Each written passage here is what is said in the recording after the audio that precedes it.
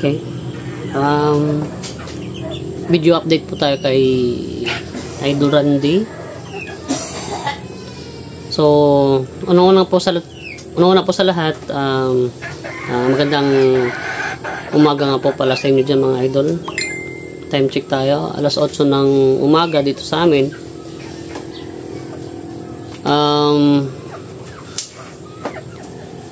Update po kay Idol Randy. Kahapon po nagising na po siya at sa awa po ng Diyos bumalik na po yung memorya niya at nakakausap na po siya, pero hindi pa siya masyadong makapagsalita na maayos kasi nga po masakit pa yung panga niya, masakit yung lalamunan dahil siguro sa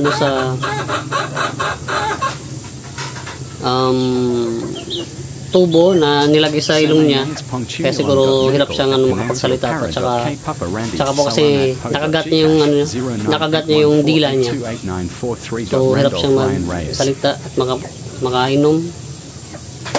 So thanks God na nasa maayos na pong kalagayan si Papa, si Idol Randy. Parang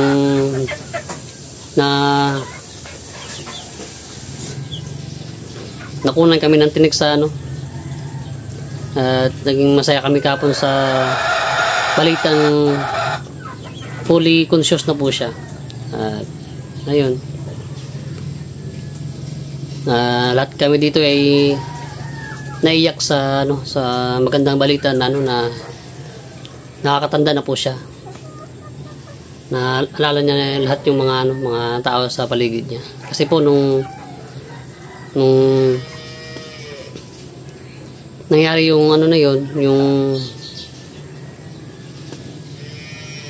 hindi inaasahan, lahat kami nalungkot nung hindi niya kami maalala, pati mga anak niya hindi niya maalala. Kaya salamat sa Diyos at ayun, bumalik na yung memorya niya.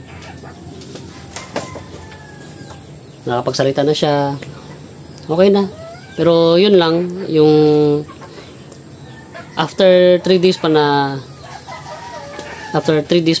bago matanggap or makuha yung result ng CT scan niya. At yun, gusto ko nga po pala magpasalamat sa mga GCash sender. Maraming salamat po. At ayun, kagabi pinadala ko po yung nalikom ko na tulong galing po sa mga GCash sender natin na wala din po dito sa mga supporters ng vlog ni Randy. Lubos po ako nagpapasalamat. Ayun, mga 3,000 plus ata yung i-overlay ko na lang dito sa screen. Mga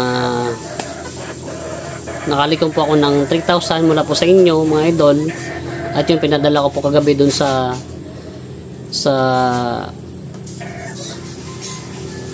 hospital sa kanila sa San Jose. At yung pinabili ko kagad ng mga pangunahing pangangailangan para lumakas po si Idol Randy. Pinabili ko po ng gatas po na Ensure Gold para bumalik agad yung yung lakas niya tsaka resistensya. Nagpapasalamat po talaga kami, lubos po kami nagpapasalamat, at hindi nyo pa rin kami iniiwan.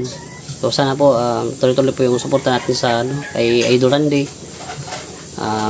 Higit sa lahat po, nagpapasalamat kami sa mga supporters po namin na sadyang team din po na nananalangin para sa fast recovery ni Idol Randy. Na sobrang thankful po kami dahil po sa inyo, sobra po kami nagpapasalamat.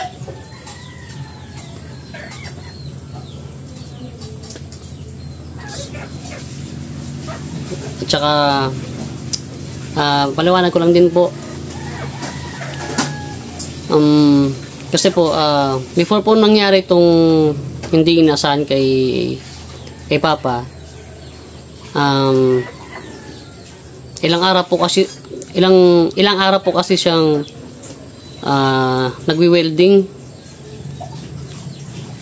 Marami pong nagpapagawa sa kanya dito, marami nagpapakumpuni ng kanilang mga tricycle, sa motor, kung ano-ano pa yung yung mga inaayos niya, yung pinapaayos sa kanya. So dito kasi po sa amin sa housing, wala po kasing tent or na. So nagwe-welding po si Papa dun sa harapan na sobrang init. Mataginting yung init ng panahon. So halos buong isang linggo po siyang nagwe-welding dun sa harapan na wala man ng tawag dito, trapal or something na maano po siya sa shades. Kasi po palagi siyang nagwi-welding po siya sa harapan, mga tanghaling tapat hanggang hapon, sa sobrang init ba naman ng panahon ngayon. So kaya din po siguro na nag-trigger yung niya, yung ganung nangyari po sa kanya, nag-trigger. Tsaka kung naalala nyo po yung panahon na matagal po kami hindi nagpa-vlog dahil nga po may kontrata po kasi si Papa, si Idol Randy, sa ibang baryo. Marami po siyang ginawa. Nag-welding po kasi si Papa,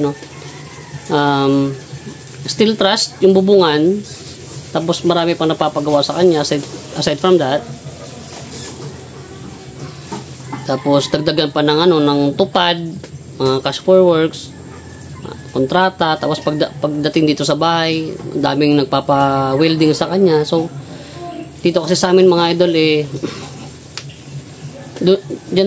doon siya sa harapan nagwi-welding. So wala po talagang trapal doon, o wala po talagang shades na pwede niyang mapagtaguan sa init ng araw. Sa ilang araw ba naman na nagtatrabaho siya na sobrang init ng panahon. Talaga, sobrang init ng panahon.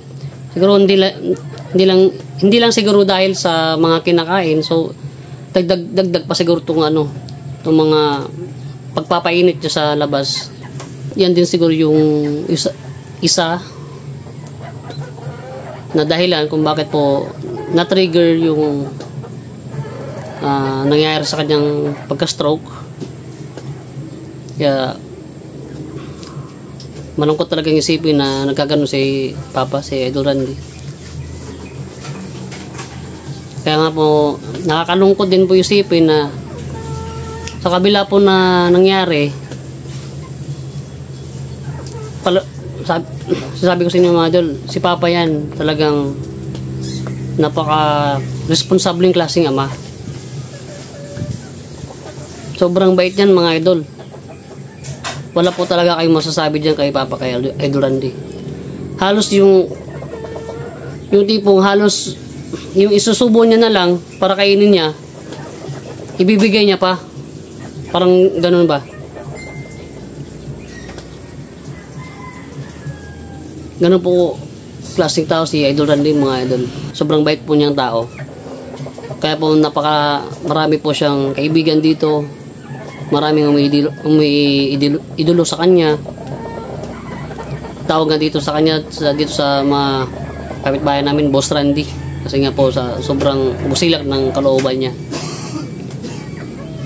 Napakabait po niyang ama sa amin, napaka-responsable. Kaya kahit anong paraan gagawin niya para po may taguyod po yung pamilya niya.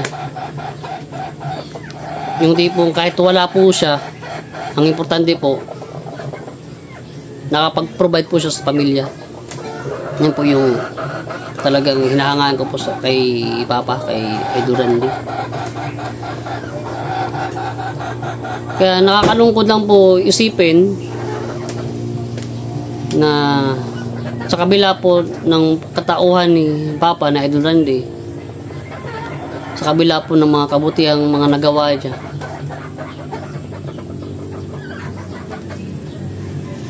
sa kabila po ng nangyari sa kanya na hindi natin gusto na mangyari sa kanya,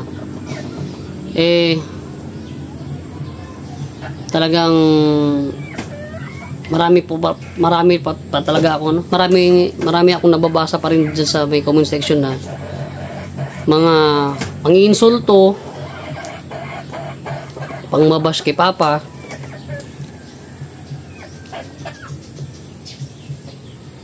na siyempre nakakalungkot lang din isipin na sa kabila ng lahat na nangyari sa kanya,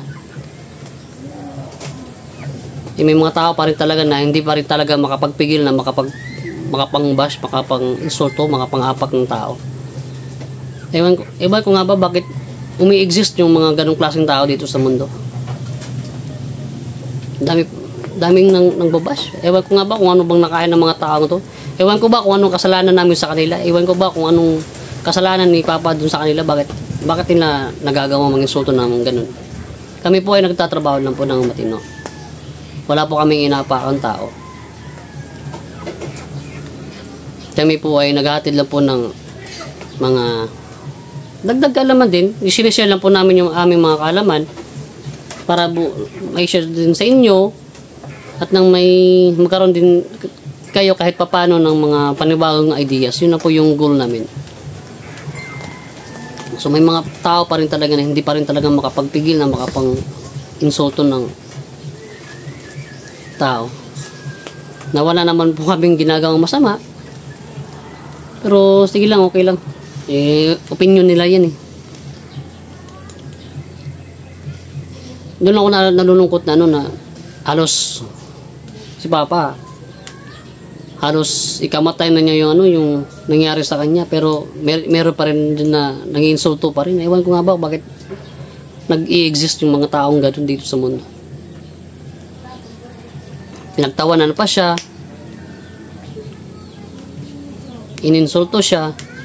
Yung iba dinilit ko na lang kasi ayaw kong makabasa ng ganun kasi na klaseng comment na alam ko sa sarili ko, alam po namin na hindi po ganung klaseng tao si Papa.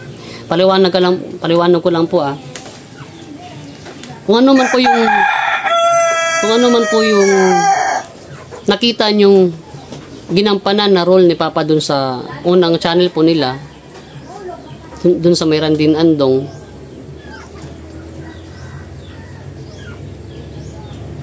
yun kasi po yung role na binigay po sa kanila ng amo nila.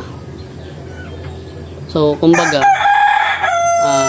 parang scripted lang po na ganun yung gagawin nila. Halimbawa si Papa maging matakaw sa ulam, si Andong maging matakaw sa kanin.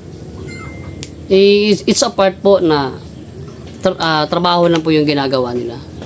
Pero sa totoong buhay po, kung napapansin nyo naman dito sa vlog po namin, normal lang naman po kaming kumain. Normal lang din naman pong kumain si Idol Randy. Halos nga yung isang slice ng karne hindi niya pa halos maubos-ubos. Tapos grabe kong mangbas si Randy. Grabe ka garapal sa ulam ganun. Kung nanonood po kayo dun sa kabila sa Randin Andong, tapos nanonood po kayo dito sa aming channel, makikita nyo po yung kaibahan. So ma-differentiate nyo na iba si Randy dun sa kabila, iba si Randy dito sa kanilang channel, sa aming channel mismo. So ganun lang, kumbaga trabaho lang. Kumbaga yung director o pinapagawa kay Papa yung ganitong klaseng role, gampanin niya para mabuo yung isang video o isang content, parang ganun. Ano lang, nakakalungkot lang din isipin na grabe yung mga tao mang bash sa kay Papa. Pero sa totoo lang mga idol, in real life, sa totoong buhay, hindi po talaga ganun si Papa. Isa po siyang ulirang ama na ulirang ama, sobrang bait. Naku po idol, mga idol, kung nandito lang po kayo, tsaka makabandin nyo si Papa, makikilala nyo po talaga si Papa kung gaano ka bait na klase pong tao. So anyway mga idol, yun lang naman po. Kami po ngayon, hinihintay lang po namin yung result ng CT scan niya. At kabay pa, sa awa ng Diyos, sana po ay maging maayos or clear lang yung ano niya, yung CT scan. Sana po wala siyang sakit na tinatago sa loob. So yun lang po idol, yun lang po mga idol. Ina-update ko lang po kayo sa kasalukuyang kalagayan po ni Idol Randy. Wag na po kayo mag-alala mga idol, ano na po siya, stable na po siya at fully conscious na, naalala niya, nakakatanda na po siya, naaalala niya na po kami, yung mga tao sa paligid niya. So yun po yung magandang balita po sa ngayon. So once again po mga idol, no, thank you po sa mga taong tumulong po sa amin, tumulong po kay Idol Randy financially, sa mga GCash senders. Lubos po kami nagpapasalamat sa inyo, and